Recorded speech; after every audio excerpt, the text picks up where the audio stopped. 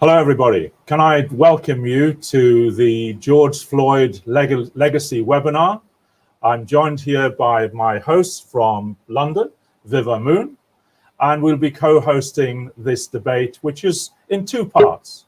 The first part, we'll have the honor to be joined by Professor Lennox Hines of Rutgers University and Ms. Jasmine Rand of an attorney, U.S. attorney of the George Floyd legal team, and has also been involved in many cases over the years.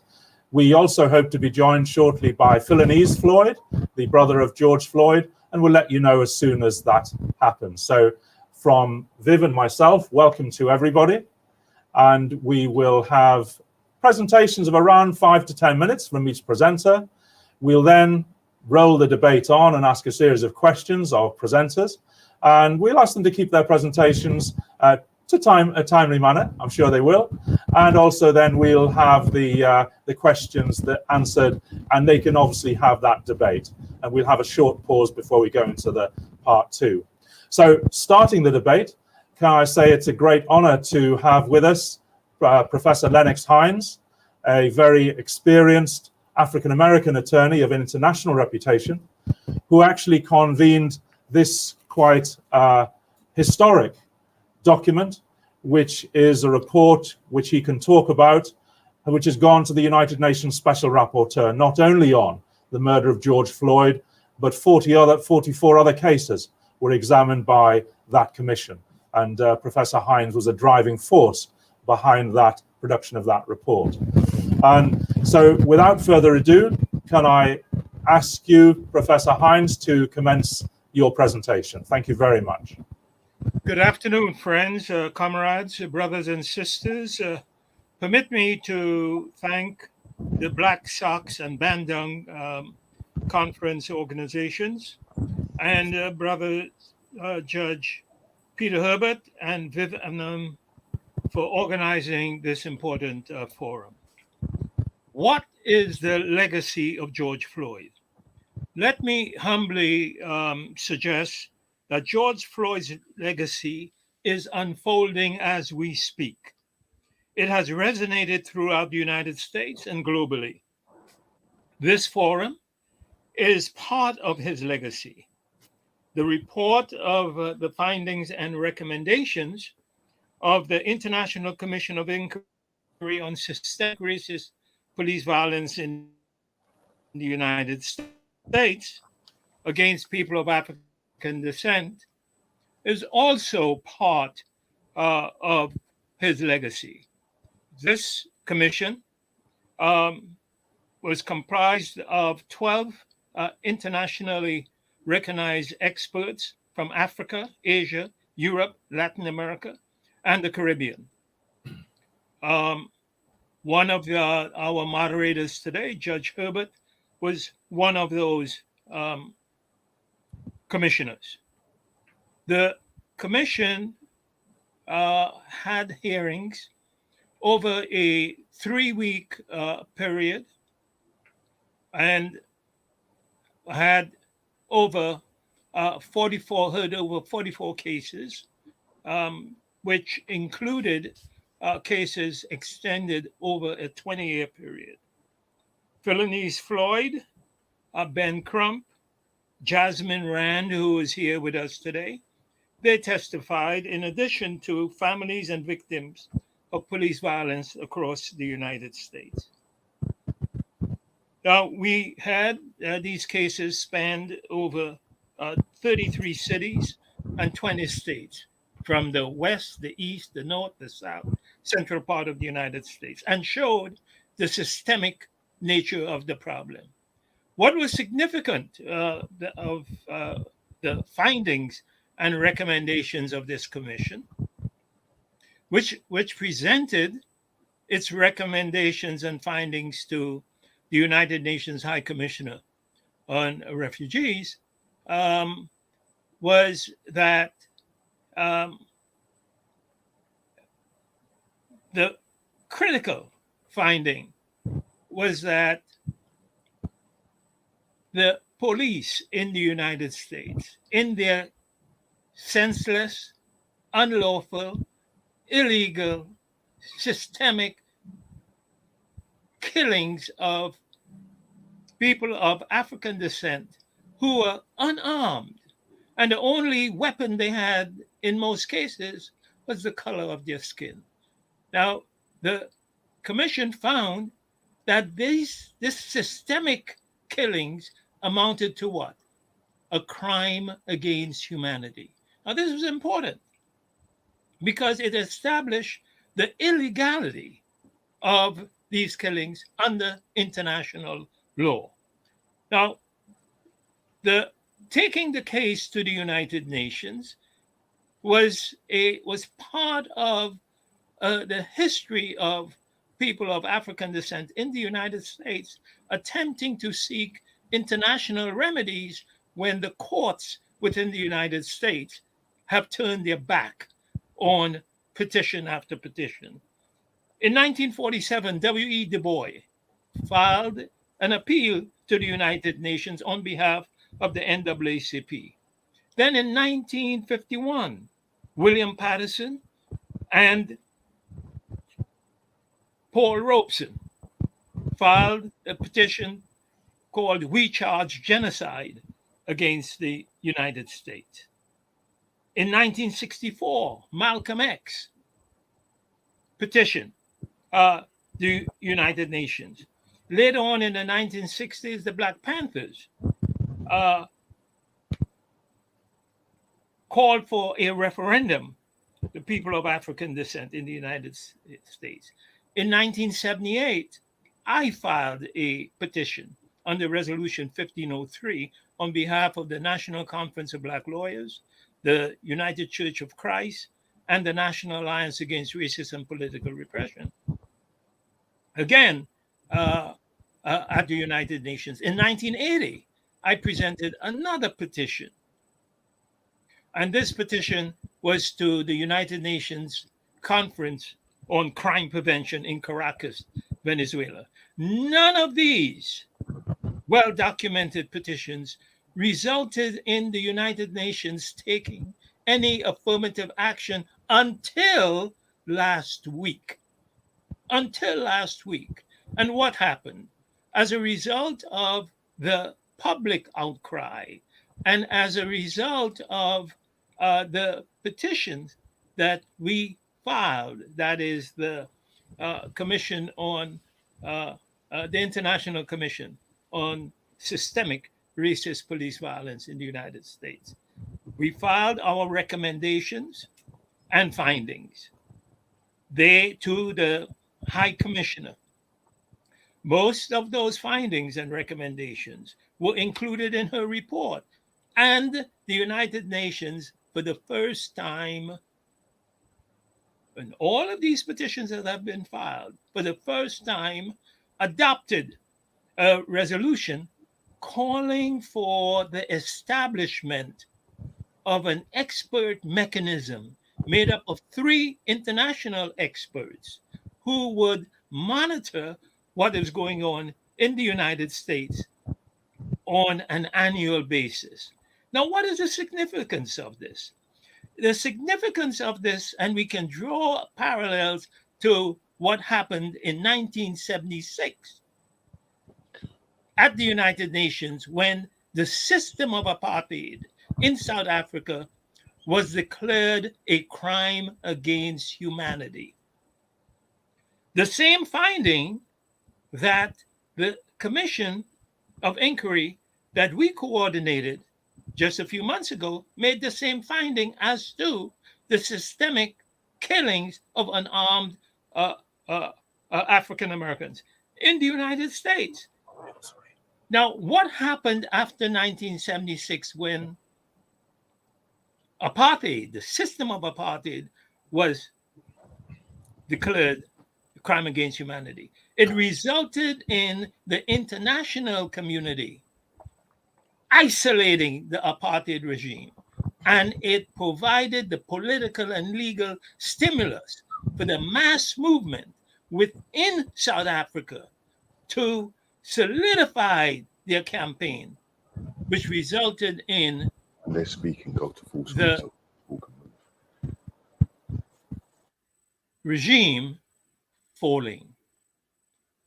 I'm suggesting to our comrades, friends, colleagues, the movement within the United States to take cognizance of the significance of the findings that what has been happening in the United States is violating international law.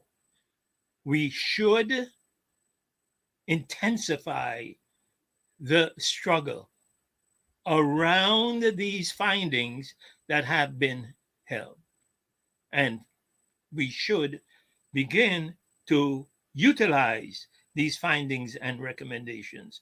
All of this is part of the legacy of George Floyd. We need to note and be very careful that the United States government will attempt to co-opt these findings that have been these historic findings that have been made. We saw Anthony Blinken move forward most recently and say, "Well, we embrace the findings of the United Nations and we welcome the monitors to come in." Monopoly capitalism in the United States, which supports the role of the police, is like an oyster. It secretes juices on the most abrasive elements and turns them into what? Turns them into pearls. Beware, beware that the pressure on the various agencies within the United States cannot stop. What we have begun is only the first step. It is a marathon, not a sprint. And the pressure has to be on. What is the difference between what happened in 1991 in California, where a black man was beaten almost senseless by teams and teams of police officers in the Rodney King case? Well, it was videotaped. We all saw it in disgust. Not a single officer was convicted in Rodney King case in 1991. What is the difference in March 25th of 2020 with George Floyd? Well, that was videotape also. It was horrible. The significant difference is what happened in the streets. The significant difference is that the young people demonstrated day and night. And the authorities knew they could not do anything that what they did. They threw Chauvin under the bus. But remember this: what happens after? What has happened last week? What has happened 2 weeks ago? It continues. And the pressure has to maintain. That is the legacy. Thank you very much.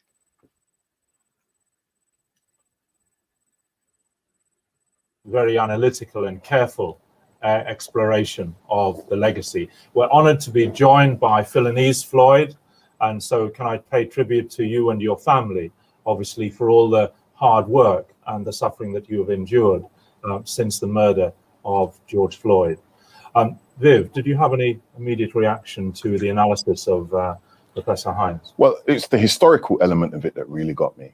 And, you know, we've been running around all day preparing for this historic event in the sweltering heat in London, I might add. And it wasn't until the professor started to really unpack the historic relevance of this and set it in that broader context that I began to reconnect with that, original initial horrendous incident and what it's triggered over the last year or so. And the other point I think that really resonates for me is the critical point that was made that we need to continue to keep up the pressure.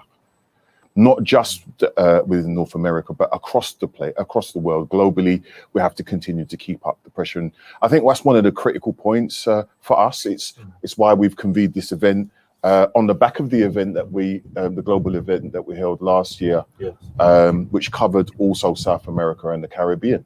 This globalizing of the global African narrative, you know, irrespective of where those crimes are taking place, is going to be one of the, I think, one of the critical shifts that we see coming out of the pandemic and on the back of the murder of our beloved brother. Yes. Thank you. Can I now introduce Jasmine Rand? Jasmine, I got to know since the murder of George, is a very experienced U.S. attorney, was deeply involved in the aftermath of the killing of Trayvon Martin with her colleague Benjamin Crump, and also has put together a huge international association of lawyers and activists that we're honored to be part of when I was in Kenya. Jasmine, over to you for your thoughts. First, I just want Peter Herbert, Viv Amoon, the Black Sox, the Bandung Conference, and to Professor Hines for your remarks and for hosting and sponsoring such an important event, and of course for all of the work that you all do to forward social justice issues throughout the world. I do want to apologize on behalf of Benjamin Crump. He had every intention of being here today, but unfortunately he had some flight delays and had to get rerouted to Los Angeles for an event that he cannot miss. So he sends his regards and his apologies and hopes to join us in the very short future, hopefully on another forum. As Judge Herbert said, I had the honor of representing the family of George Floyd and the legal team before the United Nations when we filed our urgent appeal based on racism, torture, and the extrajudicial killing of George Floyd. We can't underestimate the power of international collective action in terms of being able to forward these type of social justice issues. And the George Floyd case is a great example of how we can really use globalization and technology to our benefit to work collectively towards such important social justice issues like what was represented with the George Floyd case and creating more racial equality and justice. Today, we have devices like WhatsApp where we're able to communicate free. We have social media platforms like Facebook and Instagram where we can very quickly, spread social justice messages. And so when George Floyd is killed, we have the technology of our cell phone where a lot of people were able to, the local witnesses were able to record his tragic killing so that the police did not have an out. This technology, the cell phone cameras, have helped us so much in terms of combating systemic racism and police brutality in the United States. It helps us create the type of evidence we need to pursue these cases, and it helps us to forward these social justice issues through the use of international collective action and international media. I think I'm sure back in the day that Dr. Martin Luther King or President Nelson Mandela or President Kwame Nkrumah of Ghana would have wished that with a click of a button, they could really launch an international movement. That's something that our predecessors didn't have at our disposal. It's something that we do. So in my opinion, it's increasingly cost effective and efficient for us to work together on a global scale. And again, I think that as the international community, we have to come together. We filed an urgent appeal before the United Nations on behalf of the George Floyd legal team and Professor Hines, Judge Herbert. We had these incredible experts throughout the world who worked diligently to dig into over 40 cases of systemic police killings of Black people in the United States and were able to submit this report that contained a tremendous amount of evidence. And I believe that this international collective action is what led to the finding of the United Nations and the creation of this new independent legal expert mechanism that is going to look globally at racism and specifically at the issue of police brutality throughout the world. Without people like Judge Herbert and Yetunde Asika and Donald Deya of Tanzania, we would not have been successful. I do not believe that the George Floyd legal team would have been successful in having our urgent appeal taken up before the United Nations. And if we had not worked together collectively in that area, I don't think that we would see this international systemic change that we are now seeing and that Professor Hines just referenced. And I want to talk a little bit about beyond this technical aspect that's so important for us to consider. And I don't want to undermine the technical work that we all do every day, that we do in the courtrooms, that we do as political leaders, as lawmakers, as policymakers, as professors. This technical work with the current issues are so important for us to stay focused on, and focusing on these technicalities. But in focusing on the technicalities, we also have to remember to be aspirational in the type of equality that we seek to achieve in the world. We have to keep our eyes on the proverbial prize. And so one thing that Ben and I talk about a lot is the future of justice. And I want to share just a brief story. When my husband met me, he said that he wanted to marry me because I was unreasonably ambitious. And I spent a lot of time thinking about those words, unreasonable, ambitious. And what that inspired in me was a new way of understanding what I needed to seek in the world in terms of justice and equality, and in particular, racial justice and equality. My husband is actually going back to school to study outer space policy because he's so unreasonably ambitious that he wants to launch the first space program for his country of Jamaica. And so Ben and I have talked a lot about what is the future of justice, what is beyond brutality, what is beyond stopping Black men from getting shot in the back.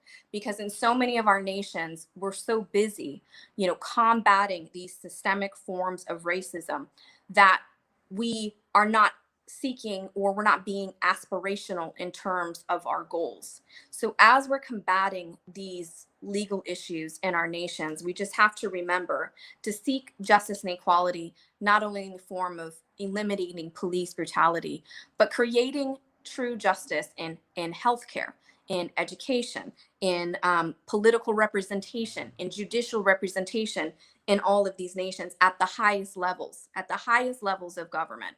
And even taking it a step beyond that. When Ben and I discuss future of justice, we talk about initiatives like, how do we not just stop Black men from getting shot in the back? How do we shoot Black men to the moon? How do we create equal participation in space and space technology for Black men and women? We have to be so unreasonably ambitious in our pursuit of justice, that our pursuit of justice and our goal for equality is no longer just international. It has to be extraterrestrial. Because the same nations that were busy colonizing the world are now busy in space exploration. They are literally planting flags on the moon. Many private companies in these nations are preparing to actually do space manufacture. And so we have to, as I said, be unreasonably ambitious to the level of even taking this from an international pursuit of justice to pursuing justice even in outer space. And so that's my charge to everybody on the phone today, because you are the movers and shakers of the world. You are the people who get things done, who get the United Nations to move and to implement these expert legal mechanisms. And so while we're focused on obtaining these very real objectives that we have in front of us now, and pushing to hold the United Nations, to implementing this independent legal expert mechanism and making sure the United States, doesn't interfere and co-opt this international mechanism, we have to continue to be aspirational in our goals and in our search for justice. Thank you.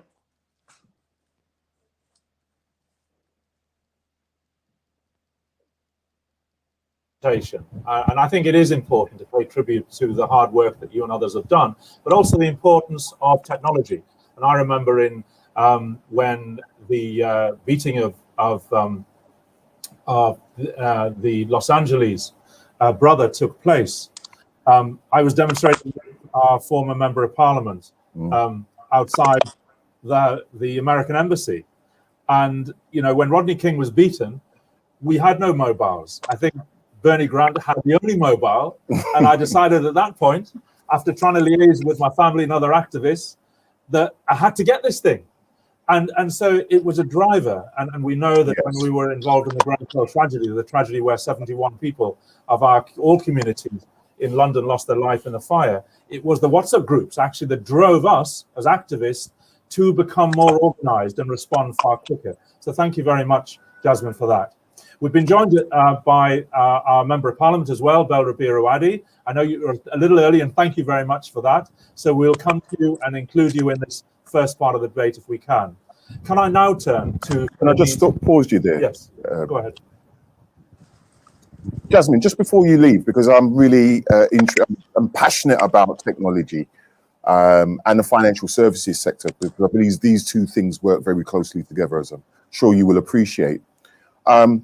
Given how countries and companies are constantly working to ensure that these new technologies work in their favor and are not for us, how do we ensure that we continue to be able to engage our young people and keep them motivated in what is essentially a long struggle? I think it's important to really have representation within these corporations and people who are making policy decisions around technology too. I know that there's been a lot of debate, especially with the U.S. elections, you know, how much social media can forward and advance social justice issues. Also, how it can be, you know, repressive in some instances, and in some instances, I think it needs to be monitored. But certainly, there's propensity for within social media and technology platforms to also repress people's voices and content. And I think anytime we see that happening, certainly we don't want calls for violence or racist type of language, you know, perpetrated through social media. But we also have to just keep in mind that if someone else takes over that social media or passes additional policies, our voices could end up being repressed in the future. So I think we just have to be cautious in our use of media. I think it's a tremendous tool at our disposal right now, but we have to be involved in policy development around technology and social media as well. Perfectly, that's a perfectly made point there, Jasmine. Thank you very much. Thank you, and we will come to the intersectional debates as well as we conclude. Can I now turn to Philanese Floyd, George Floyd's brother, who in a sense needs absolutely no introduction. I'm honoured to have you as part of this program. I know how many times you and the family have committed since that tragic day, and so we are deeply honoured to have you here. So if I can ask you to just give your thoughts about what, in your words, the family's words, what is the legacy of George? How you doing? This is Philanese Floyd, the brother of George Floyd. And as you all know, my brother was killed in a horrific way where the police officer had his knee on his neck for over 9 minutes. And as the world watched his soul drain from his body slowly. It's the year that we are all in today. It's a lot of pain, a lot of tragedy. I was in Minnesota at the time, and I'm fighting for my brother's life. And another guy is killed named Dante Wright, like 10 minutes away from where we were serving, trying to get justice and accountability for my brother. And I had to speak up on Dante's right on his behalf. The things that are going on today, it's a tragedy. And every day that I wake up, I ask myself, Lord, is the world coming to an end? Because I think about Rodney King when he had all of that proof and he couldn't get any type of accountability. He was beaten in California. And then you can step up. Well, we seen Eric Garner. He was choked to death. And that was a tragedy. And I had to speak with his mom and watch the same issues all unfold over and over again that I'm going through. And when my brother was killed, Darnella Frazier, if it wasn't for her, they would have swept that under the rug. And this one of the biggest reasons we have to continue to push this George Floyd Policing Act. And this is one of the biggest reasons I started the Philonas and Keita Floyd Institution for Social Change, because I'm trying to make sure my brother's legacy stay intact. When we talk about the George Floyd Policing Act, we always have to remember that when we don't want any more chokehold laws, we got to take that away. We have to make sure we take away uh, them not being able to cut their cams off, their body cams, or their police cams. They have to be on at all times, because if you don't have it on, that's a problem. And that's an issue, because you're doing something wrong and you can harm somebody in our community. And every day we wake up, and I wake up and I know that I have to fight. And I have to fight for everybody that's living, because the way that the world is going right now, we don't know how long our African American people will be here. And I'm not just fighting for African Americans, I'm fighting for all humanity, because they even killed a Caucasian child named Hunter Britton, and Al Sharpton did the eulogy, and Mr. Ben Crump, he is the attorney for Hunter. So if you're killing African Americans and all of a sudden we see a young child named Hunter Britton who was killed and all he had was an antifreeze in his hand, this is one of the biggest reasons that this George Floyd Policing Act needs to be passed. And right now, I'm talking to the United Nations, but I'm talking to Congress too. We need to get this law passed, and we need to get it up to par, because the dead cannot cry for justice, and it's our duty to do so. We always got to remember that the only weapon that any of these African American people had was the color of their skin. So we always got to remember that we should always think about love over hate, friend over foe, and equality over division. Yeah. And I want I want to thank everybody who's watching this, because I always want to thank all the activists, because they are always the first ones in and the last ones out, because they've been fighting a long time. And I stepped in and I'm gonna help them do what we have to do, because this is going to either tear us apart or bring us together. And at times like this, we need to join hands to fight and get this George Floyd Policing Act passed. We don't want a watered down bill. We need to get there and pass this law. Congress, you all need to step up and understand that the United Nations, they're here with us, and people all around the world want to see justice being served the right way, because we live in a law-abiding country. Just because you are the law, you are not above the law. So if we got to change policies every day to make sure that everybody be able to live peacefully, that's what we're going to have to do. This is a time where people need to stand up and stand together, because my brother, I have to watch, I have to speak, I have to talk about him every day, being killed over and over and over and over again. So if I can stand up and do that, you all should have enough guts and enough passion to be able to pass this law, so we can have people being able to understand that I can come to this country and I can be safe and I feel like I'm not a target. Because right now, the people who live here, they're in fear. They're living in fear, because you can't ride a bike. Byron Williams showed you that in Las Vegas when he was murdered by a police officer. Ahmaud already showed you that you can't jog down the street, because he was murdered by some Caucasian killers who wanted to hurt him. You got to look at Breonna Taylor.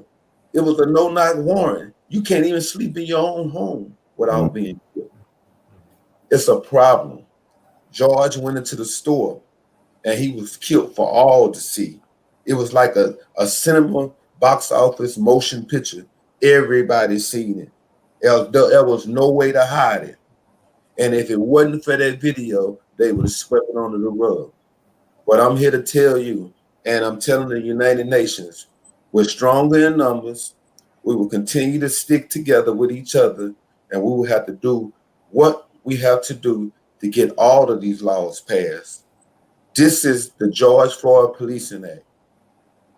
I want it to be something great, not watered down. Let's get this bill passed. Let's make America better than what it's supposed to be. Because right now, we're not living like that.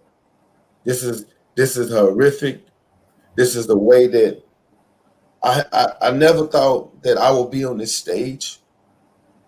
I was a truck driver and I was thrown into this, but I'm glad you all gave me the opportunity to get stronger, to get better. And the way you all stand up, I know I had to stand up with you all because you all are fighters. You all are tough, you all are savvy, and you all show a lot of grit because you have to just to get up here and be able to speak. Thank you all so much. Thank you, Flonis. I just wanted to say that, in a sense, I think I just felt as though you were speaking that God has a plan, in a sense, for all of us. And it is not for us to know somehow how that plan will work out. And therefore, I pay deep tribute to you and the family for all that reliving of that day and all the commitment that you're putting in to change this, not only for African Americans, but for all Americans and people throughout the continent. So I thank you deeply for that. Did you want to? As I was listening to you, my brother, I was thinking to myself, I'm looking forward to our organizations because we move as a family over here. It's not just Black Sox, there's Black Men for Change, BTEG. There's so many organizations over here, and increasingly we're moving as one with no egos. It doesn't matter who is fronting any of the initiatives. We operate as a collective because it's the only way we're going to set our communities free. And when you were talking about the fear of our young people going about their daily lives, you know, that's the kind of stuff that really gets to me. We're looking forward to hosting you here at some point as you move through to the African continent, because as I was just saying with Jasmine, you know, we have to, yes, we must use the digital without a doubt, but we need the flesh and the bone and the blood. Yeah, we need to be able to commune. I want to take you to some of the places where we can sit down and eat and, you know, recognize the sacrifice that your brother, our brother made, that we can move things forward for the next generations coming through. I want to ask you a question. It's a similar question to the question that was put to Jasmine. Our young people were out there in the streets, even as the establishment was, you know, threatening and forcing individuals to remain locked in their houses, so that many of the policy changes that we've seen recently could take place. But a lot of them are under pressure, and economics is a major factor in this. From your standpoint, how do we continue to keep our young people engaged in the movement going forwards? Oh, we have to continue to apply pressure. Every day I walk out and I speak with young people all the time, and they always tell me that as long as you're fighting, I'm going to fight. And then they also look at when they seen the rapper Lil Baby at Congress, and they were saying Lil Baby has all the money in the world, but he made a song saying it's bigger than black and white. And he also, when he was there, they was looking at that because they're acknowledging me and they're telling me, hey, Lil Baby is doing this, and he has a big, huge following. So they're looking and they're all passionate. But when they see people who they know, like celebrities and other individuals, they know, like Reverend Al Sharpton, who's still continuing to apply pressure, they all step out and they all follow behind people like you. They follow behind like Mr. Hines. They follow behind Miss Jasmine. They follow behind me. They follow behind Mr. Crump, because all they want is somebody to lead them. That's it. Because they have it in them, because everybody have that light in them, but they don't know until they get out and they get to walking with the crowd, and it sparks. And the thing about what I love about this is when you apply pressure it's a good thing because pressure may bust pipes, but it makes diamonds. But the thing about it is, we are those diamonds, and we stand out when we're united because we're stronger in numbers. That's the Yes, biggest impact that we can ever make in this world. yes, sir. Yes, sir. Beautifully put. Thank you. I just wanted to throw a question to all the panel, actually, and it's related to what you've just said, Philanese. It's about passing the George Floyd bill. And we saw on television that you met President Biden, and we know that politicians from all over the world may say thing and do another. So in terms of all the panelists, I just wanted your view on how likely is it that that particular politician, this particular Congress, and in particular your Senate, will actually get to pass this bill, not in some trivial way, but in substantive way, so it actually affects change. What in a sense is your take on that? And that's for Philanese, for Professor, and for Jasmine. I think that we really have a strong chance this time when it comes to passing this George Floyd Policing Act. I spoke to officials lots of times, but the fact that you had a Caucasian kid out of Arkansas who was killed by police officers, and he was holding a antifreeze something to fix his car, and he was murdered right there by a police officer. It shows you a lot about the police brutality that's going on in America. African Americans, we've been on this side for a long period of time. It was times where I listened to my mother say they couldn't go outside at a certain time because if you were, you had the opportunity of being killed.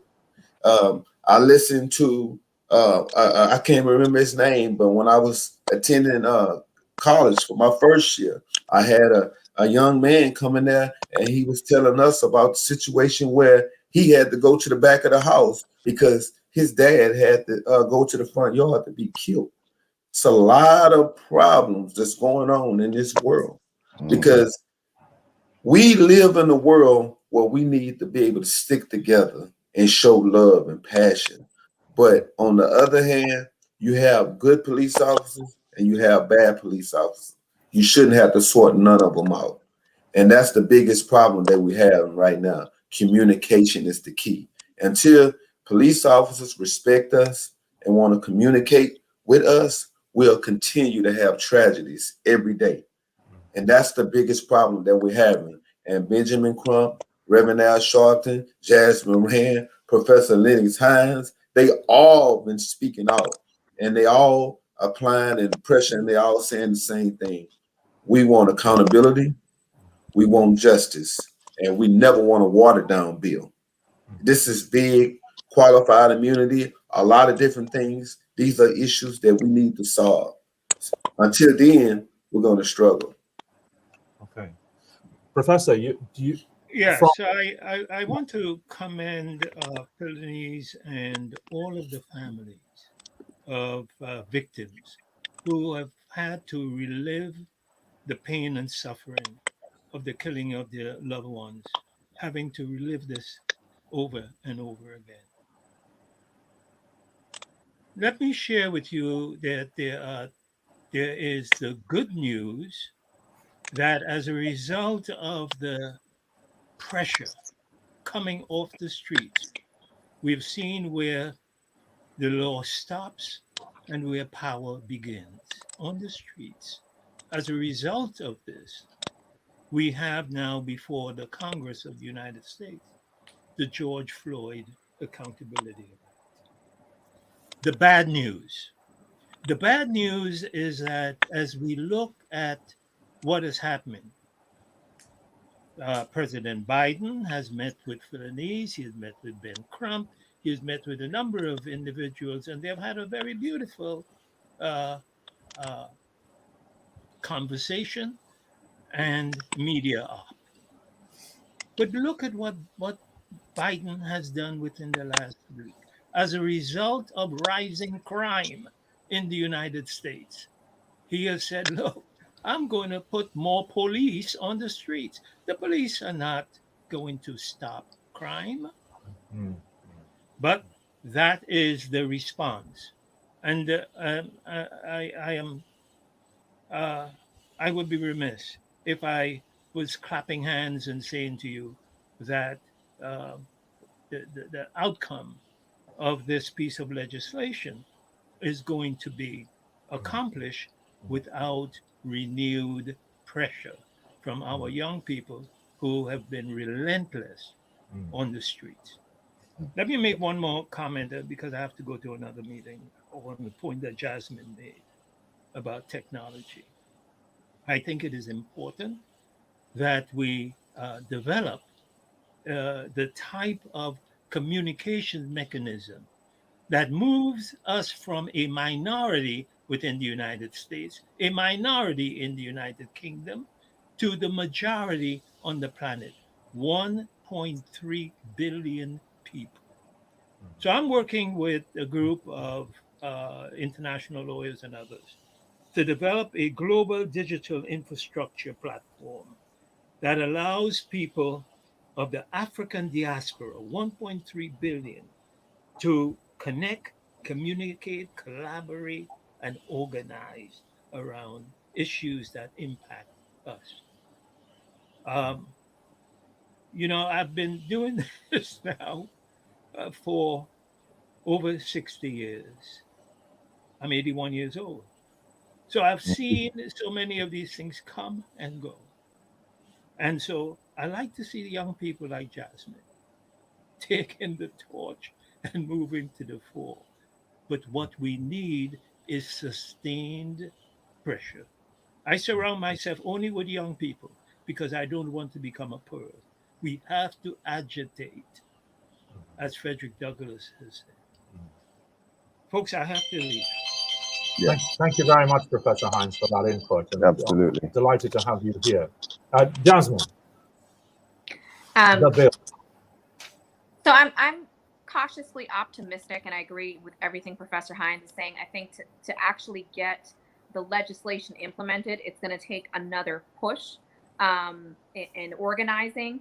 I do think that the findings of the United Nations puts additional pressure on the United States to revisit their federal policies. And so I think that I'm hoping that the timing all of this is a bit of a perfect storm.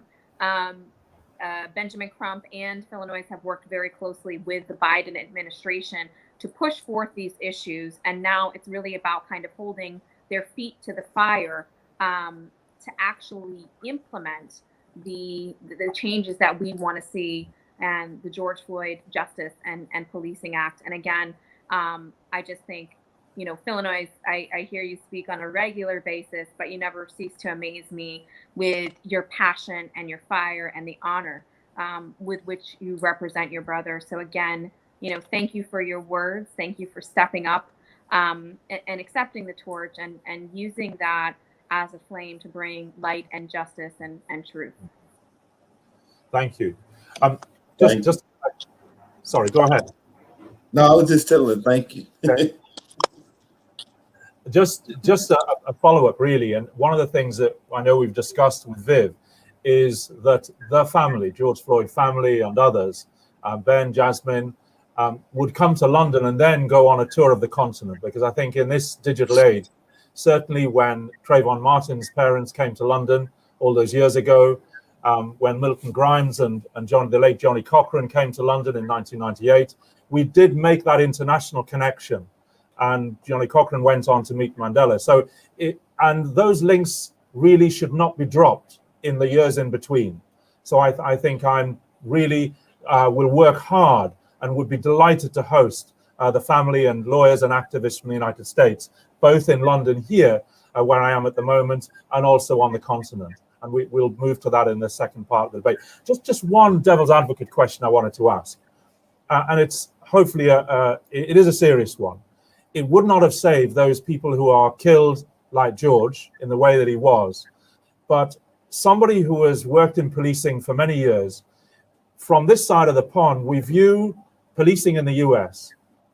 And it is the presence of firearms and the culture of firearms, which time and again results in the increase in violence or the threat of violence to African-American men, women, and children, and others.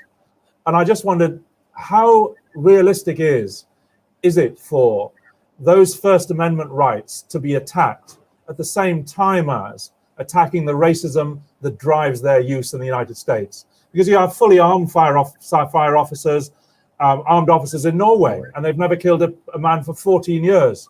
And the French police are not polite and delightful. But again, generally speaking, they do not shoot to kill at first instance. So it is certainly an experience in Georgia FBI. The training was, we were given an opportunity to do some training. And as we said to a woman coming to the door, you know, in a video scene, well, would you mind putting down that knife? And, you know, the brothers, the police officers in training just shot everybody. And in the end, we did too. So I just wondered how much of this is tied to the use of firearms in the US? And is it something that the movement can also tackle? Who are you pointing it to? Jasmine, Philonis. I think that there is, for me personally, someone who works in this space, I think there's a very obvious causal connection between gun culture in the United States and the number of Black men and women that are killed. I will say, I think we have fought gun legislation, not as much as we have directly racism and police brutality. And I think that, you know, people can be very divided on this issue, even within the civil and human rights community in the United States. Some of the people and the families that we have worked with believe in their First Amendment rights. But I think in terms of, you know, fighting the type of weaponry that citizens can use, the laws, and making it much more stringent, I definitely think that that's something that we could unite around and should unite around in this fight. And I will say, because I know that we're going to switch over to the next panel, and kind of as a segue, I will say that we talked a lot about the United Nations and international mechanisms of law. I find it equally as important to continue pushing mechanisms before the African Union. And I'm speaking more to, I guess, our people who are working from the United States and from Europe, that under the African Union, Black people are considered as Black descendants are the sixth region of Africa and do have some standing before the African Union. And I think it's really important to give the respect that regional body is due by continuing to bring and file the same documentation we're filing before the United Nations to the African Union, and recognizing that the African Union's voice is so important on these global issues, and the African Union should be speaking on these global issues, because anywhere in the world where Black life is devalued, you know, Black life originates in Africa. And so all Africans are devalued when Black life is devalued anywhere on the planet. And so I think it's so important to continue, and we did with the George Floyd family and with Judge Herbert, we did attempt to engage the African Union. And although we have not had a response yet, and I'm hoping to continue pushing before the African Union, I just want to say it's important to me, to our legal team, and to Ben to also continue engaging the AU. Yes. No, thank you. Philonis? You know, in Texas, where I reside, Governor Abbott, he has installed a law where anybody can have a weapon now. You don't have to have a special permit. At first it was a permit, but they changed the law here in Texas. And it's terrible because it can have, somebody can have a mental illness or anything to have a gun, and they can hurt someone. We're having a lot of problems with that. Here, people love guns in Texas. They carry them all the time. It's unbelievable. But the fact that it was a law passed that anybody can have a gun, to me, it's not right. The guns are killing people because people are not using them like they want, like they should use them. A gun is made to protect you and your household. In case somebody breaks in, you're protecting yourself. But the fact that you have anybody with a weapon that doesn't care who they harm with the weapon, it's a major problem. And the fact that we have police officers on the other end, and you always got to remember that I'm not anti-police. I believe in police because you have bad people and people need to be arrested. But the fact that police are killing humans that I know every day, that's a problem to me. And the fact that in Texas that they have this laws set up where people are able to carry guns and do what they want to do with them. And the age is the problem, because to me, you need that, like 21, you need to have a certain age where you should be able to carry a weapon because you need to show how responsible you are. But the fact that over here, we got a lot of problems in Texas. So we have to continue to push these issues and try to control the issue with these guns. Give more gun buyback programs. I've been a part of some of those in California, different places like that. If we have to do it every day, we have to, because life is worth more than a gun. And until the world realizes that, we're going to have a lot of problems. That's why I'm thanking you all so much for just having me here to be able to speak with you all. And I know you all are in the fight and in the hunt at all times. And thank you so much, Ms. Jasmine Rand, for even just, giving me the opportunity to be here with them too. Thank you. Well, the privilege is ours. Viv, did you want to add something? There are a number of comments in the chat room around the gun culture in America, and I think that's been covered by our speakers. So I don't think there's much else I need to say on the matter, and I think there's a consensus around the need for that to be addressed. All right. Well, what we're going to do, this is just a precursor. We have a Bandung conference taking place in Nairobi on the 16th and 17th of December, and you're cordially invited, and you will be, I hope, participating there as well. If not physically, then certainly on Zoom. We're going to continue our discussions, and we'll be preparing with Jasmine, with Benjamin, with Philinese, the tour, which would be a legacy tour, not only coming to London, but coming to West, East Africa, South Africa, and make the international connections that Professor Lennox and Lasbin spoke so eloquently about. So we're going to thank you both and Professor Lennox as well, for those amazing contributions. This will be posted shortly, I think, on Facebook, on YouTube, so people will be able to see this internationally. So thank you again for your participation. We will be in touch. Stay strong, and we love you dearly for all that you have done in the struggle. Thank you very, very much indeed. Very, very inspirational. Thank you. Thank you. Thank you for having us, and we're looking forward to seeing you guys in person in London and on the continent. Yeah. Thank you. Thank you all so much. Thank you very much. Thank you. Wow. It's boy, it's good, but it's amazing. Yeah. Or still on. Yes. So yes. I think the other point that needs to be made is that for those of you that are listening, we've got the contact details running across the bottom of the screen. Yeah. You find out more about the different initiatives that we're involved in, that we're delivering in the UK, on the African continent, and Judge Peter is driving a lot of the activities on the African continent as well as globally, in alliance with our colleagues in North America, South America, and elsewhere.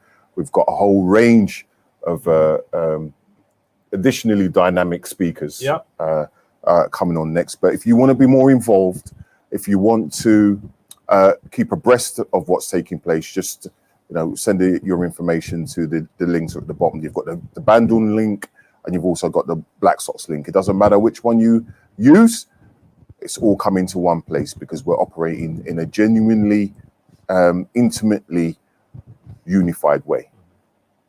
Thank you.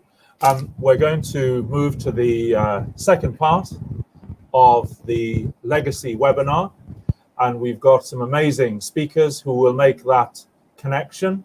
And we have already, I should say, a Pan-Africanist panel, and this is really a collaboration between three continents, between Africans in the diaspora in the United States, North America, as it's more accurately called, in Europe, with us here, and also on the continent itself, in particular in Kenya.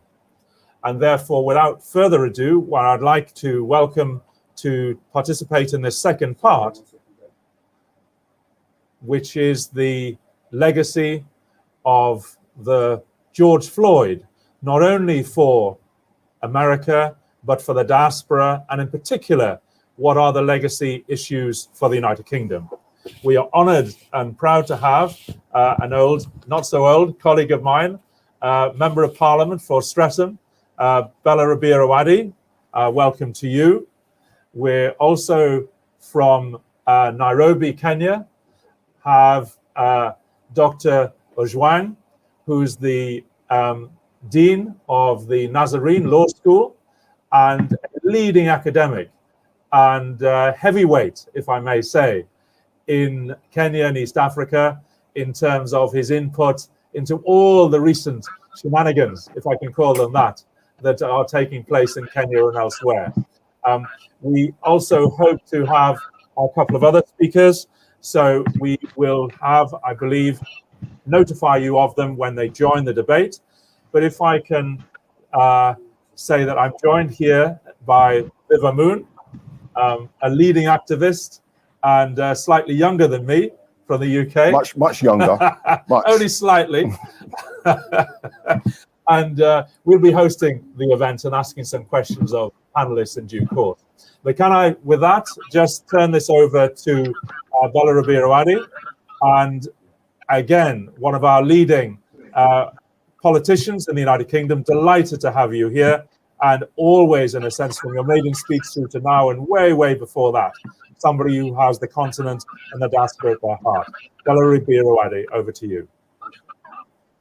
Thank you, and thank you so much for inviting me to speak in this really on this really important panel throughout this really crucial discussion that we're having. It's so important that we're seizing on the events of the past, say 2 years now, because it's really presented a sea change around discussions about race. And I think that's really important, definitely here in the UK, where people would usually call particularly Black young people apathetic issues. We've seen them mobilising on the streets in support of Black Lives Matter, and throughout their different professions, and has come with it.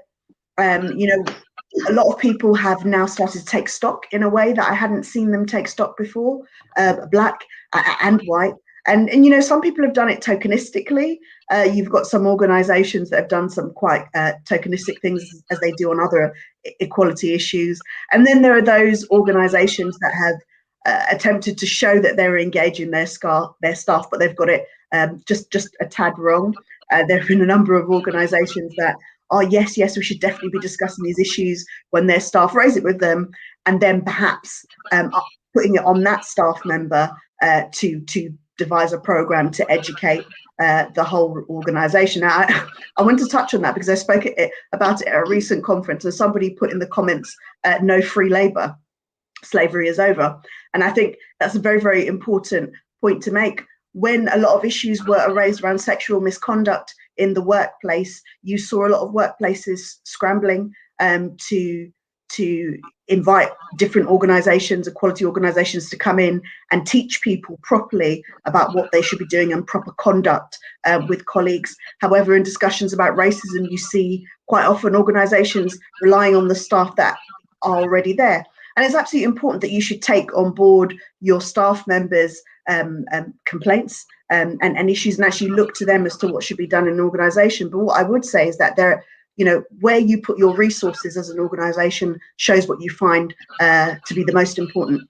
And the fact that some organisations are being quite tokenistic, doing the cheapest thing they can in terms of race relations, shows that we have a lot more work to do, and actually shows that we need to be pushing about where resources, because racism is not just about how people talk about you. It's not about how people treat your body physically. It's also about where people put resources. And in some ways, as much as violence, Black people have suffered the most from where resources are put, or rather not put, in terms of caring for them as members of society. Another thing that we have seen is people educating themselves in a way that they certainly didn't before. I think that what's happened is, particularly in the UK, particularly around the protests, particularly around people asking questions why, people have understood just how little they know about Black history, just how little they know about what has led to why we have racism in our country, and actually how our country has come to be. So we have a number of different petitions that go to Parliament every single year. And obviously we've had massive issues across the country that people have written in about. But the subject matter, quite surprisingly, and this is over about 5 or 6 different petitions, subject matter to receive the most signatures to UK Parliament has been the teaching of Black history in our schools. And, you know, despite all of the negative commentary from the government, that shows a lot about where society is and what our society wants to learn, what they want to know. And I think that's so key. I think just in the last panel, Jasmine Rand was talking about the general devaluing of Black people right across the world, and the unity that we have to take on board in terms of challenging it, and the importance, I believe, of teaching that Black history, because a lot of the time, people don't learn about racism or learn about how they shouldn't be racist because they don't really understand its origins. They don't understand its origins, and they don't understand where it's come from. They don't understand why it's come about. And in not understanding it, their ignorance continues in the way in which they treat people. It has its root in slavery and colonialism. How can we possibly explain those issues clearly? How can we possibly explain where it's an issue of resources, where it's an issue of keeping Black people down, if we're not talking about those roots, in particular when it comes to certain countries? It's also so key to touch on those. And as well as that, in response to all of it, we've seen a backlash.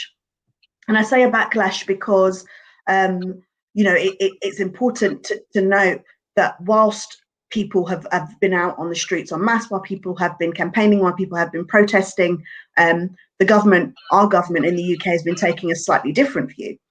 They want to maintain the status quo, and we have to understand why that suits them. And we've seen various different pieces of legislation effectively clamping down on our civil liberties, effectively going along with this authoritarian regime that our government want to put in place. And this is from touching pieces of legislation that affect voter ID, which we know will affect people of colour the most. Trade unions, where a lot of the time Black people are getting their workers' rights from, and a recent one, the Policing, Crime, Sentencing and Courts Bill, which will actually increase police presence, increase police powers. And we know that whenever police powers are increased, whenever police powers are increased, we always have a situation where our Black communities suffer the most. And I think another key part of that legislation is that they're effectively attempting to remove our right to peaceful assembly and protest.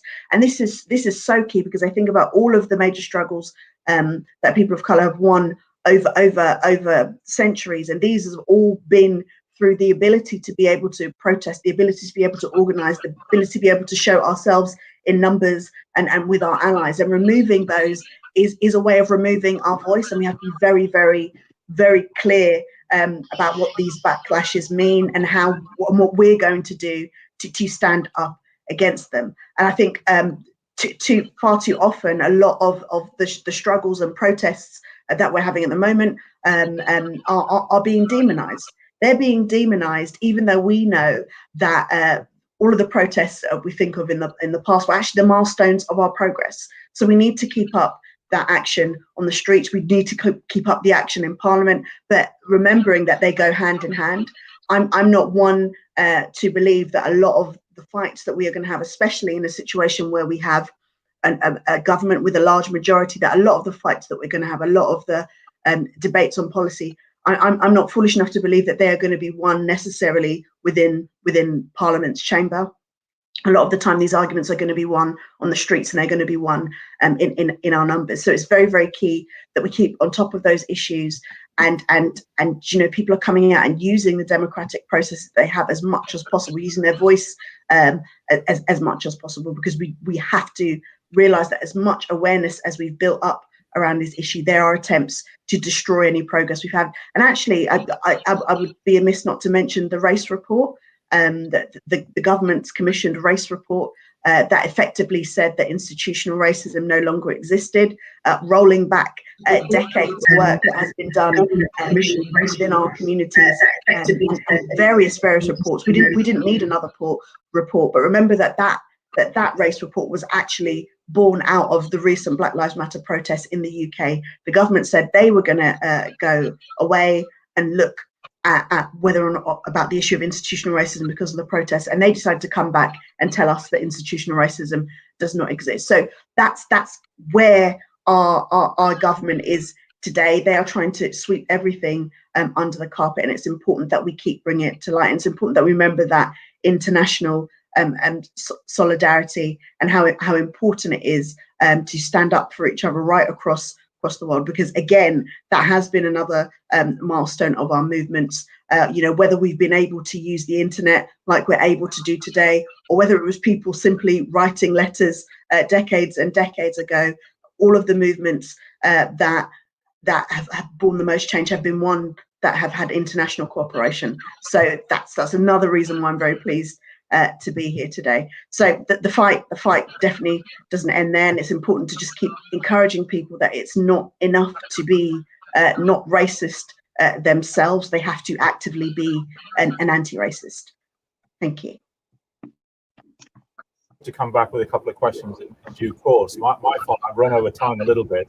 But we are joined, I see, by Jake Ferguson, formerly of Hackney CVS, a leading activist in Hackney and now a national figure.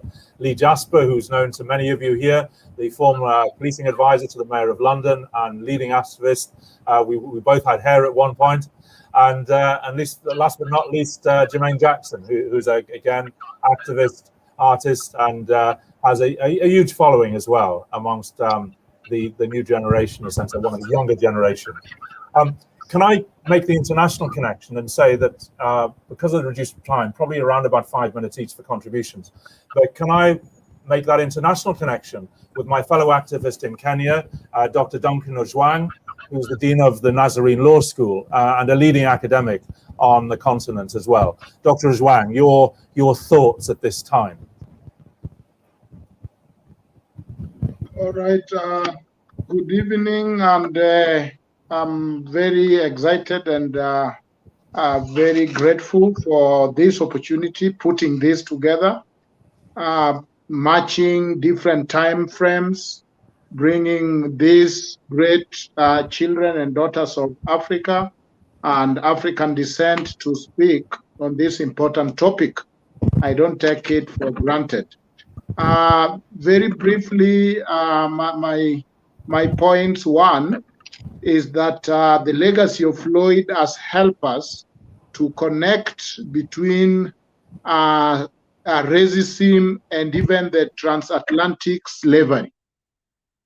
And that is the connection between the continent and the life of Blacks and all the Africans in diaspora.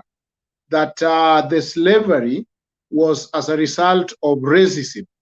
I will make you inferior so that I can justify why I have enslaved you. Not that you are inferior, but I will make you inferior. One of the people who help us make that connection actually says that the fact remains that we have discovered a fundamental mechanism common to all racist reaction: the injustice of an oppressor towards the oppressed. The former permanent aggression or aggressive act is getting ready to commit must be justified.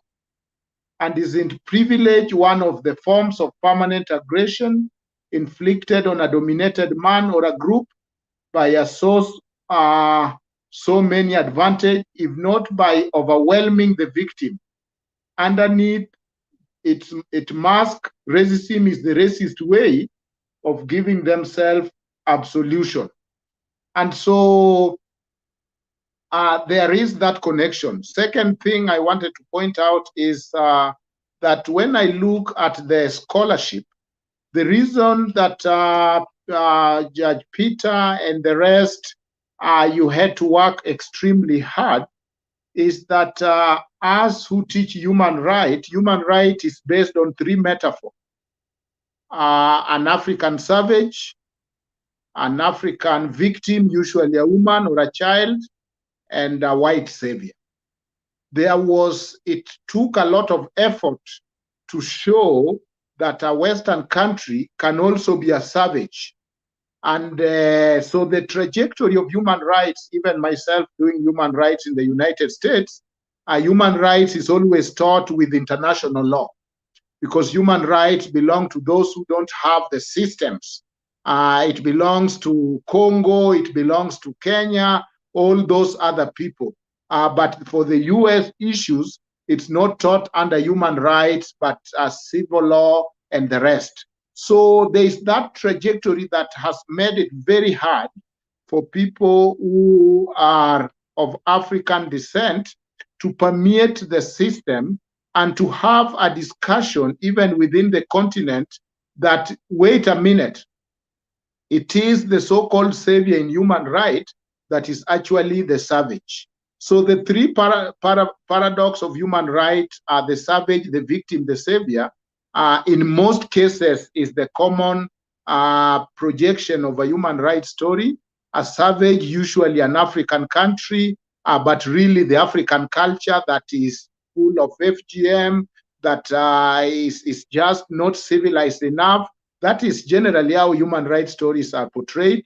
The victim, usually this girl who is suffering from FGM, this woman who is being inherited, and the savior, oh my goodness, the savior is usually the United Nations, this Western country that is coming through, the INGO that is coming through and saying, you know, this is not the right way to do it. So this paradox of, or the three metaphors of human rights have cemented generally how the world look at human rights. Even if you find most of the organization within even most of the Africa, in every story, or even if you watch any news on human rights abuse, you will quickly allocate these three things. A savior who is the victim against the tyranny, and it's usually the Africans. Who is the savior? It's usually the American, the British, the Switzerland, the United Nations, those who are civilized, those who are trying to restrain the savage. And who is the victim? It's usually our people. So it takes so much to actually move to the international law system and say that the savage, the barbaric is America. The world cannot automatically pick that debate. They see it, it feels okay, but the trajectory of human rights is that America and Western countries have been the savior. And therefore, realizing what the team has gone through, I really want to congratulate you, and to also support that don't be discouraged, because you are going against a lot of odds. If we look at the international law, especially the positive international law, we know that slavery and all this racism have been part of the system. And if we look at the African country contribution up to the 60s, we were simply objects of international law. And therefore, we don't have enough tools, we don't have enough footprints in international law in order to quickly be heard, because we are usually heard as victims against our states, as victims against the African culture. But to actually accuse what now is embedded as a Western culture of racism, of not caring about others, deep embedded as a culture starting from the Holocaust. If you read Martin Luther writing on what was happening during Holocaust, the public slapping of the Jew, that this culture for years, we can retrace the racist footprints of this culture. It becomes very difficult. And that is why the legacy of Floyd has given us a platform and to articulate this issue.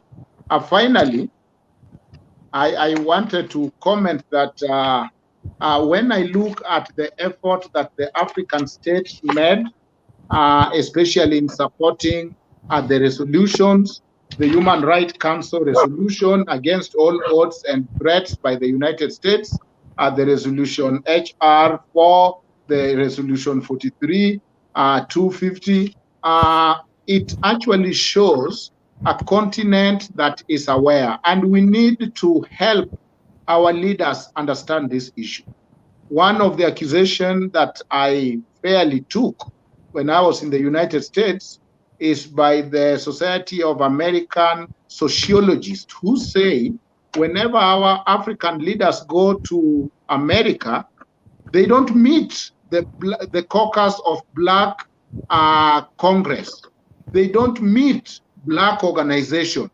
They go and meet the generally predominant white organization, and therefore they don't have legitimate people to champion their interest. Yes. Because you know that American system, you only have a voice if you are a voter. And the African Americans, they are a voter. But when our leaders go there, they go to big hotels, they meet every other group, but they don't seek to meet our people who are there, our leaders, the Black leaders, so that they can have a general agenda. And therefore, we saw through this resolution, for me, the take home, what can happen when the people of this continent stand up and work together with all the children of Africa descent in diaspora, in the floor of General Assembly, in the Human Rights Council, as they claim their right position. Finally, as I complete, Judge Peter, for this opportunity, you can see where the movement ended up. Starting from the Durban conference in 2001, most of us who have followed this racism talk, it has been almost reports. It is almost going there and asking, what else have these white people done to us this time? Oh my goodness, this is how have they accepted us any better? No. Maybe next year, let's meet again. Have they accepted us any better? No, it is even worse, and we disperse and go home. So for calling beyond mere reports and demanding that, you know what, we want this to be recognized as crime against humanity, and indeed it is. We want a group to be formed, though this did not succeed, but an international group that was to investigate the United States and to come beyond the report and come with action plan so that we cannot just be a revolving chair or a rocking chair talking about racism and how bad we are treated as children of Africa and African descent in simple reports without action point. So I see 4 things that came from this. It was clear that countries should stop denying and start dismantling the issue of racism, countries to pursue justice and end impunity, to listen up to the people of Africa descent. Now, you have heard the speech by Floyd's brother, who has become a serious voice. There is a unique voice, even even us who teach human rights, that a Black experience on policing, a Black experience in life must be brought to the mainstream, must be brought to the conference room, must be brought to the UN floor. They must give their story, living under domination and living under oppression. And that story is unique. Finally, that the world must work towards redress and to change what has not been done and to work together. I think one of the agenda for these groups, as we work together from Africans and even our colleagues who are abroad, is to now start talking of reparation. Reparation from all the crimes and reparation and restoration for our people. Thank you very much. Thank you very much, Dr. Azwang, and I look forward to joining you again in Kenya on the human rights fights that we've got, and obviously to bringing the legacy tour to East Africa as well in due course with Viv and others. Yes, you have? Very powerful, Professor. And again, it's this unifying overtone that's run through the message that's been delivered by all of our speakers. on this chat. I was going to say this afternoon, but it's afternoon here, but not anywhere else, elsewhere necessarily. Definitely not in New York. I think that's a really, really important point. We've established ourselves in East Africa physically because we understand that healthy communities make every effort to connect with other healthy communities, and that's what we're striving to be and do. Obviously, we have Peter here, the Judge Peter, who's also based in East Africa, and we have our connections across the continent as well as in North America, South America, and elsewhere. It's critically important that we double down on what we've been able to achieve in terms of unification globally going forwards. I think the other point that you made, brother, is in regards to the talking. I call hand wringing, the hand wringing. Our young people don't want to see that. And I know probably Jake and Jermaine Jackman will touch on this point. They are already inspired and have agency. They want to see us alongside them, inspiring them and supporting them as we move forwards globally, as even as we fight to get the justice that we're looking for domestically in the UK. And then obviously Bell's points, reinforcing that critical point that, the struggle has to be on all fronts. It cannot just be in the Westminster Village, but it is a critical point because ultimately at the end of the day, it's where policy is made, but it isn't where policy begins. Policy begins on the streets. So very, very powerful points. I mean, we've got limited time. We did make sure that we gave the lion's share of the time over to our brothers and sisters over in North America, and most definitely that was right. And so I'll leave it to you, Peter, to introduce the next speaker. Yes, I won't say any more. Thank you, Viv. Lee Jasper, again, the impact here, the legacy here, but also looking at possibly at Europe with your experience. And, we have the issues of SARS in Nigeria, of brutality in Uganda. These things have not gone away. Can we make a connection, or is it something that, in a sense, simply serves the American government to say that actually it's not really us? Look at the police killings and the extrajudicial murders that happen all over the world. We're not really so different. Lee. Yeah, thank you for the chance and the opportunity to contribute. I'm going to keep mine mercilessly brief because I know that we're under pressure for time. But the death of George Floyd, in terms of its legacy, sparked the largest series of global anti-racist demonstrations seen in the world since the mobilization against the South African apartheid regime in the 60s, 70s, and 80s. Black Lives Matter has significantly moved the dial on the discussion about race equity, race equality, and anti-racism in the world. That, along with the climate change movement, represent, I think, the two most globally progressive movements that we've seen in the 21st century to date. And I think Black Lives Matter should be, and George Floyd, whose murder re-energized the Black Lives Matter movement globally, should be credited with having made a massive and substantive contribution to making the world a better place. Clearly, one of the key legacies is the George Floyd Act. And if you look across the United States, there's variability at state level about which states are deciding to adopt the act. And I think it's part of our responsibility here in the United Kingdom and as African in the diasporas worldwide to use our efforts to lobby the Congress, to lobby Harris and Biden and whomsoever to put their efforts into making sure that that becomes a very real and tangible legacy for George Floyd. But let's not assume that things aren't happening at state level, because there are. Some places, a city like Seattle has locked off $30 million off its policing budget, taking it straight out of the policing budget and hand it over to the community, and has had a participatory budgets process for communities to get engaged in to say, how do we spend that $30 million?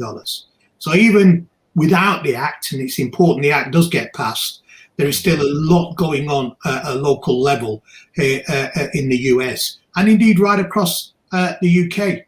The United Nations report that people may or may have not seen, it's important you do read it, because it's the first report that details the racist violence and oppression experienced by African diaspora communities across the world by the United Nations. An incredible read, you need to read it.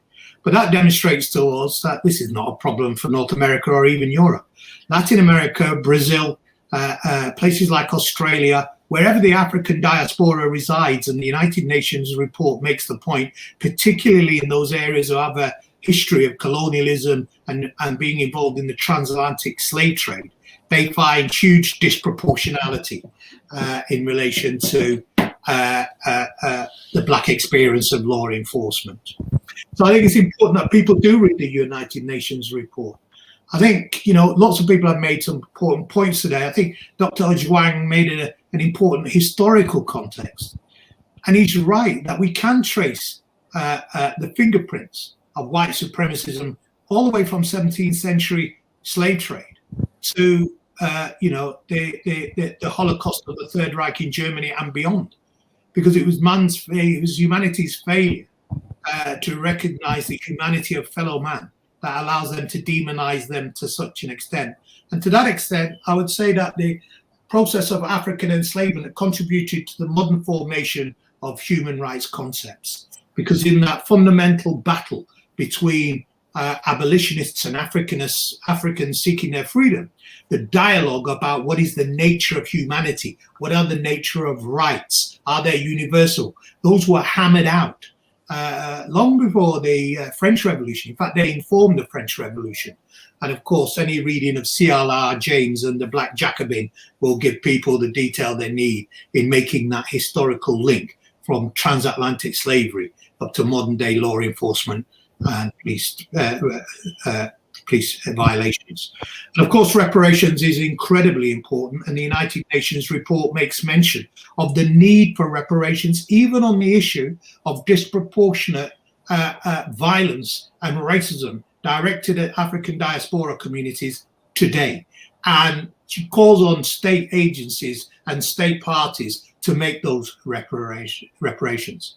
But the other point I would agree with Dr. Zhuang on is we mustn't suffer from a paralysis of analysis.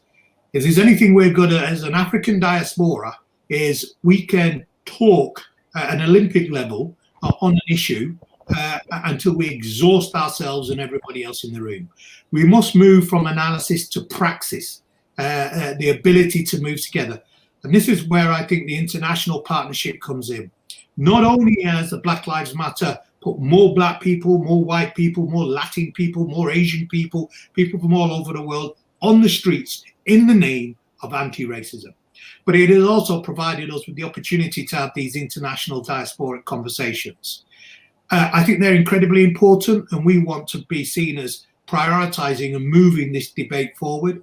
And we have an idea, much like I think it was Jasmine who was talking about, working with international lawyers to come up together. I think we need a symposium on what the international cooperation post George Floyd looks like on these issues that are so important to us right across the world. Finishing off here in the United Kingdom, I'm chair of the Alliance of Police Accountability, which is a 2-year consultation project. There are others like Jake and Viv on the call today who are a part of that initiative, along with Jeremy Crook from Black Training Enterprise Group and Katrina French and lots of Leroy Logan and lots of others. And we are engaging on a 2-year consultation project with African and Caribbean communities in 5 metropolitan cities in England and Wales to say, what does, in a post-George Floyd world, what does policing look like for you? What are your demands? What do you see as the principle of policing by consent in your community? So we're going to produce a policing charter at the end of this process. Will set forth Black community demands in the UK, at least, of what anti-racist policing looks like. And that should be part of a international discussion prompted by the UN report on how we can work together. And then finally, in conclusion, it's just about that working together as Africans. What everybody has said on this course to date is it wasn't Parliament, it wasn't the United Nations, it wasn't the African Union, it wasn't the European Union that moved the dial on racism. It was Black Lives Matter movements. It was organizations striving at the street level. And so in thinking about how we continue to help push that dial forward, coming together as a global initiative of Africans focused on these issues, I think is absolutely critical and would be a fitting memorial to the legacy of George Floyd. Thank you. Thank you, Lee. I mean, I think there are very many different legacies. I came across one the other day where a city employment firm had the BLM commitment on its logo. You know, the fact that it actually may not mean much in practice when you look at the lack of diversity in the firm is something else. But, you know, white people are very, very quick in organizations to pick up a movement. And as Steve Biko said famously, you know, they not only kick you, but they tell you how to respond to the kicks. And as Lee said, I think it's very important that we strive and create, as Dr. Zwanga said as well, our own narrative. In the time remaining, could I just turn then to Jake Ferguson and ask for your thoughts on the legacy, particularly possibly in terms of grassroots for our young people in particular in the United Kingdom and even throughout Europe at this time. Thanks, Peter, and it's great to see you again. And thanks both of you to inviting me on this seminal event. I think for me, this is going to put a line in history that we will now build on. So really pleased to hear from Dr. Zhuang and Bell and others. I'll be as brief as I can. So I'm the founder of Black Men for Change, which is a network of 60-odd black male individuals from predominantly London who work with the likes of Lee, Viv, Jermaine, others to actually coordinate that narrative and to retell that narrative in a way that we can own. I think listening to the contributions today, racism is alive and well in the UK, as we know. And I think thinking about that, we need to, I think, help the British population understand what racism actually is and how it translates into black people's lives on a daily basis. I think we've got some great media outlets and BBC and others now helping to tell that story, whether that's through Steve McQueen's Small Axe films or a few nights ago I saw stuff about the New Cross fire. People need to know this so that they can associate with it.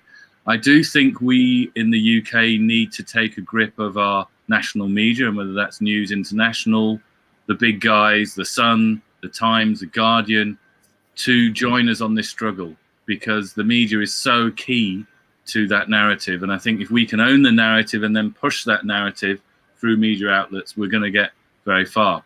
I think on the ground level, I mean, when the devastating murder of George Floyd was unfolded, we were very much from a Hackney perspective. It reminded us instantly of the murder of Rashan Charles, a young 20-year-old man who was killed by the police in 2017. As sad as that was, that did galvanize us and particularly galvanize young people in Hackney to come together to then say, how are we holding our police to account locally? And what are the different instruments of oppression that we are subject to? This is something that I'm deeply passionate about, because I'm often in the rooms with the Mayor of London or various public sector figures who have some sort of authority over our police in this country. And to be honest, people weren't talking about the race context 5 years ago. It was just a given that it would be young black men who would be over-policed. So we're starting to break that down. I think there's a real nervousness still in many people in high-profile positions about this notion of Afrophobia. I don't think they even understand it when it's unraveling in front of them. So a bit like Lee's talked about the need for a new monitoring system for the UK, because the existing ones are frankly rubbish, and most of the people on those police monitoring groups are often handpicked by the police. So it's effectively the police monitoring itself. We need to unravel that. And as Lee said, this agenda needs to be owned by us as black people going forward. I think we should also look at other violence that the state mets out to us as African descendants, and particularly around mental health. We know that black people are 4 times more likely of being sectioned. We know that we're more likely of being excluded from school. So actually introducing the idea of state violence into those high-profile boardrooms is something I've been doing, and I know others are doing, particularly Lord Simon Woolley and others. If we can do this on an international coordinated front, we're going to be able to change that architecture, because that, for me, is what will continually oppress us, as well as obviously the fact that we don't have as much of a financial backing to challenge stuff. In ending, I want to say that Peter, you said that I'd left Hackney. I haven't quite left. I'm leaving at the end of August. You are on my key stakeholder list because of your experience of working in the legal system. And I think what we need in the UK, which we can learn many things from both Africa and the States, is that we need a real strong kick-ass legal function, a strategic litigation function that will take the government and NGOs and corporations to court when they don't deliver. Because how many goddamn reports have been written about this issue? And Lee touched on us being able to talk about this stuff all the time. We have to be careful about our own trauma.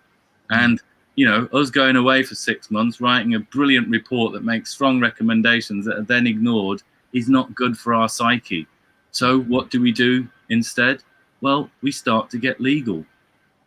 Hit them where it hurts. And I'm sorry to use aggressive language, but it's nothing in comparison to the aggression that's shown to us as people of African descent. So I will be starting a new job in September for a new charity, which is yet unnamed, but it's quite a high profile charity. And one of its key functions will be about strategic litigation and also providing legal support to black people who are experiencing racism, whether that be in school, in the health system, or with policing. So watch this space. I'd be delighted to come back and talk in my new capacity when I start later in the year.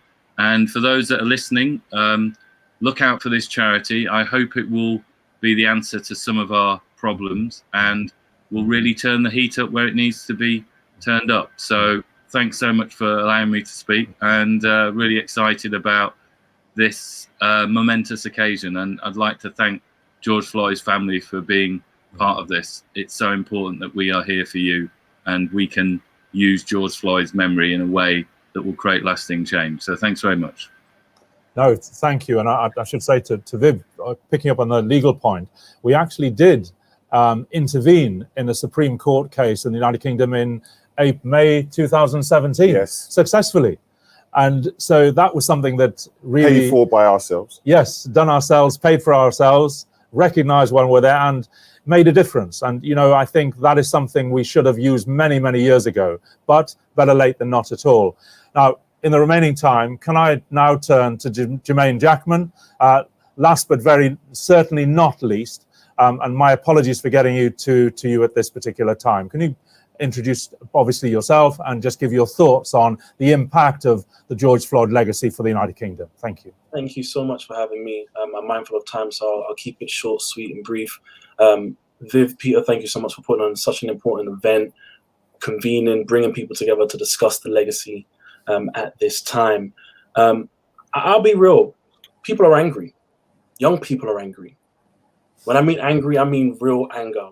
People talk about reports, and rightly so. We've had the parliamentary report come out, was it this year or late last year, that said that black people's rights aren't being protected in this country.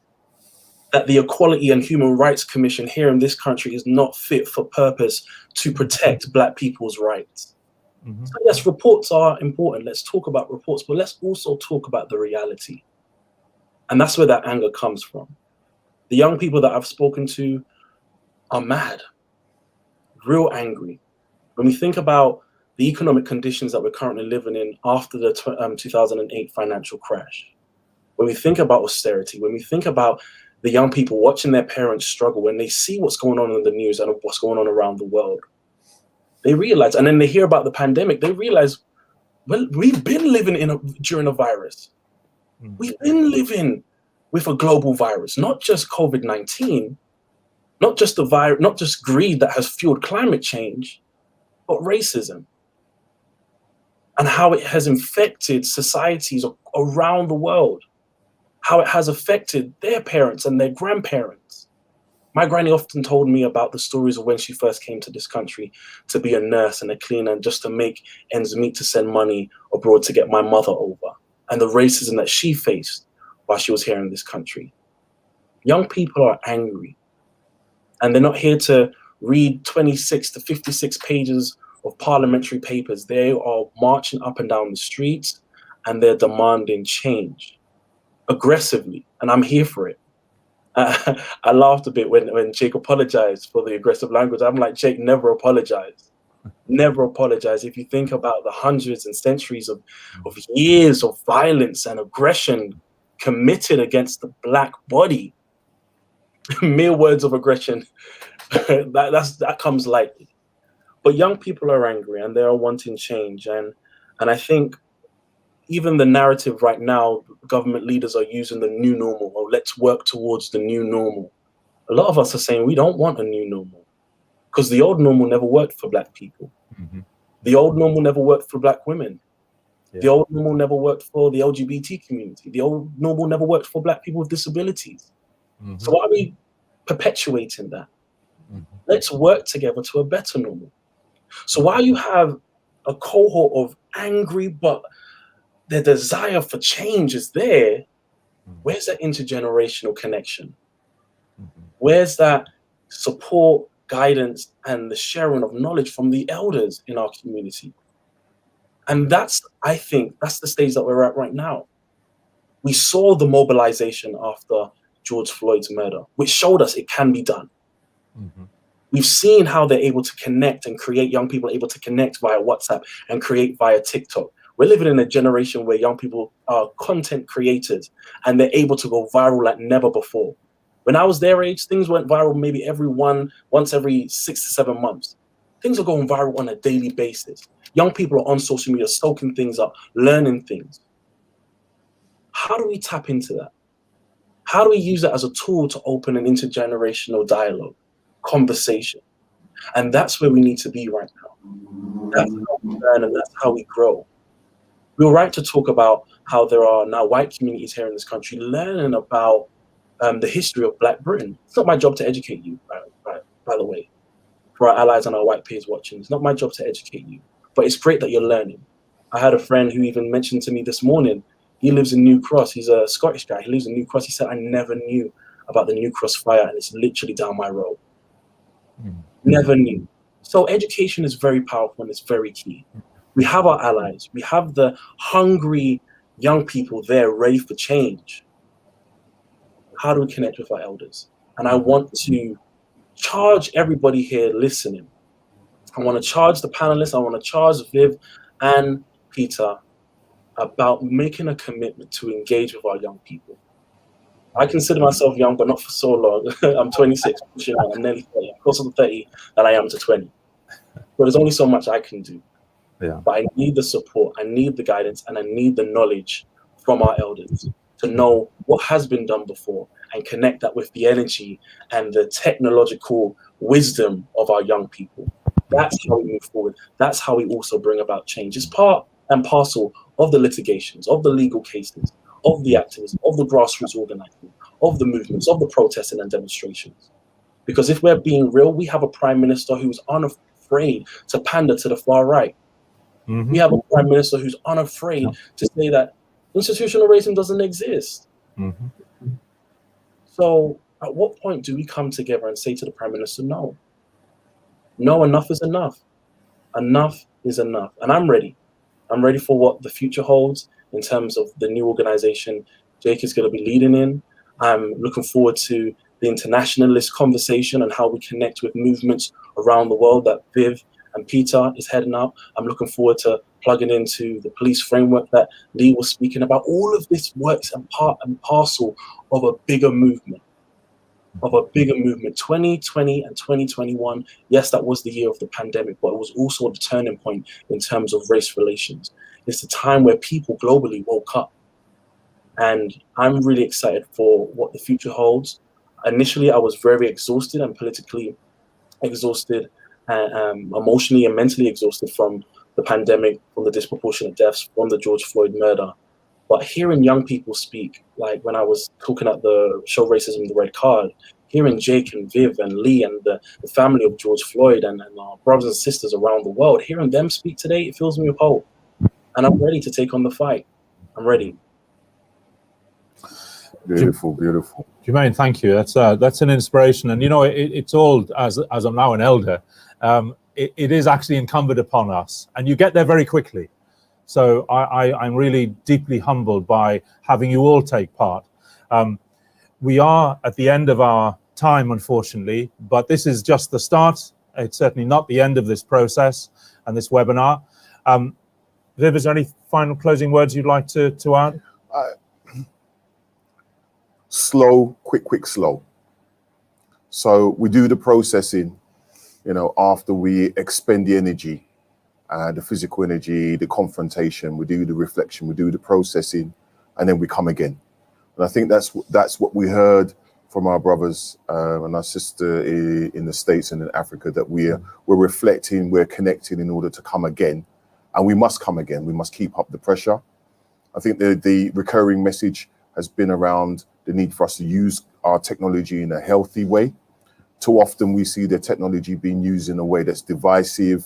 We know that shaming and violence online is increased coming out of lockdown globally, but particularly in the conceptual West within our communities, and we need to be mindful of that and educate our young to understand when they are indulging in that kind of online bullying and shaming, and give them the information and the inspiration and the guidance that Jermaine's just been talking about in order to continue to use technology in a way that's going to move us forward. The critical point about making sure that young people are like a golden thread running through everything we do is key. Bell made the point, you know, again about, you know, on the streets being where the changes were made. Lee made that point. And again, it was made by our brothers in the States. What I want to reiterate in the point that Jermaine has just made is that it was the young people that drove things. They drove things. And in order to continue to drive stuff, they do need that wiser head, that intergenerational union in order to be making that happen. And that's one of the ways, as Jermaine said, we can use technology going forward. So we have come to the end, as has rightly been said. Our contact details are on the screen so that you can keep abreast of how things are moving forward. This is not the first event.